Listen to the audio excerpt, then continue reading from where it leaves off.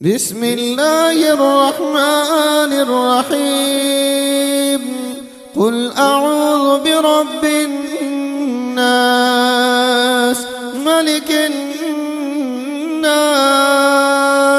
إله الناس من شر الوسواس الخناس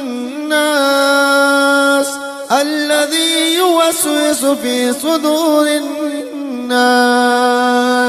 من الجنة والناس. بسم الله الرحمن الرحيم.